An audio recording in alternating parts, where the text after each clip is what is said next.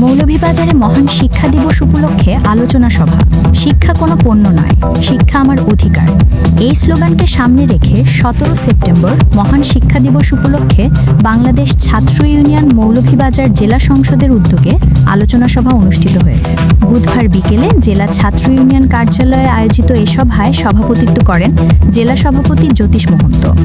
আলোচনা সভায় আলোচক হিসেবে বক্তব্য রাখেন সাবেক ছাত্রনেতা অ্যাডভোকেট মাসুক মিয়া, সাবেক ছাত্রনেতা রামেন্দ্রচন্দ্র দাস, ছাত্রনেতা সৈয়দ নাসির, কামরুজ্জামান শিপন, তানভীর আহমেদ ফাহিম সহ সরকারি কলেজের নেতৃবৃন্দ।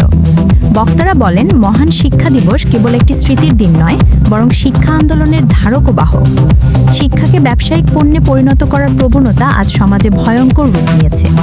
অভিভাবক ও শিক্ষার্থীরা চরমভাবে বাণিজ্যিক শিক্ষার শিকার হচ্ছেন। এ অবস্থা থেকে মুক্তি পেতে হলে সরকারি পর্যায়ে শিক্ষার উন্নয়ন ও বিনামূল্যে শিক্ষার নিশ্চয়তা দিতে হবে।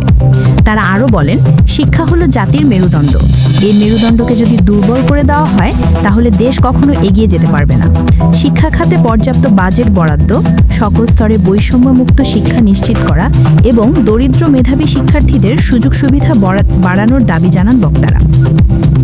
সভায় বক্তারা নতুন প্রজন্মকে শিক্ষা আন্দোলনের ইতিহাস জানাতে ও বর্তমান শিক্ষা ব্যবস্থার সমস্যাগুলো চিহ্নিত করে গণমুখী শিক্ষানীতি প্রণয়নের দাবি জানান। তারা বলেন, আজকের শিক্ষার্থীরাই আগামী দিনের নেতৃত্ব দেবে, তাই শিক্ষার্থীদের অধিকার রক্ষায় সর্বদা সোচ্চার থাকতে হবে। আলোচনা সভা শেষে সংগঠনের পক্ষ থেকে সকল শিক্ষা প্রতিষ্ঠানে অবাধ গণতান্ত্রিক পরিবেশ, বৈষম্যহীন শিক্ষা ব্যবস্থা ও শিক্ষা বান্ধব রাষ্ট্র গঠনের জন্য আন্দোলন জোরদার করার অঙ্গীকার পুনর্ব্যক্ত করা হয়। সুমাইয়া জান্নাত, জিএম টেলিভিশন। চোখ রাখুন জিএম টেলিভিশনের ফেসবুক পেজ ও ইউটিউব চ্যানেলে। সত্যের সন্ধানে সবার আগে জিএম টেলিভিশনের সাথেই থাকুন।